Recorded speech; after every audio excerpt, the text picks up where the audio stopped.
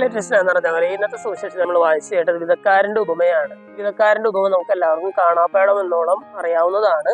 ഇതിൽ ഏറ്റവും ഒടുവിലത്തെ ഒരു വചനം മാത്രമാണ് നമ്മളിന്ന് ചിന്തിക്കാനായിട്ട് പോകുന്നത്. ഇവിടെ പറയുകയാണ്, മുള്ളുകൾക്കിടയിൽ വീണ വിത്ത് സാധാരണ ഒരു മനുഷ്യന്റെ ജീവിതത്തെ ദ്യോതിപ്പിക്കുന്നുണ്ട്. അതെന്താണ്? അത് ഈശോ പറയുകയാണ്, അവ വളരുന്നുണ്ട്, അവിടെ വീണ നിലത്ത് നിന്നും അത് വളരുന്നുണ്ട്. പക്ഷേ ജീവിത ക്ലേശങ്ങൾ, സുഖഭോഗങ്ങൾ, സമ്പത്ത് എന്നിവ മൂലം ഫലം പുറപ്പെടുവിക്കുന്നില്ല എന്ന് പറയുകയാണ്.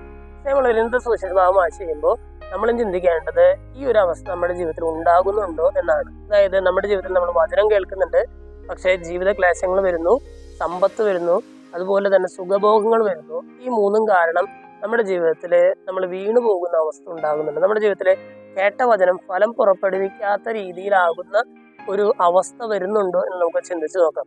ഈ മൂന്ന് കാര്യങ്ങളെ അതിൻ്റെതായിട്ടുള്ള സീരിയസ്നെസ്സോട് കൂടിയിട്ട് എടുക്കാനും ആവശ്യമില്ലാത്ത കാര്യങ്ങളെ തള്ളിക്കളയാനായിട്ട് ഒരു കൃപയ്ക്കായിട്ട് നമുക്ക് പ്രത്യേകം പ്രാർത്ഥിക്കാം.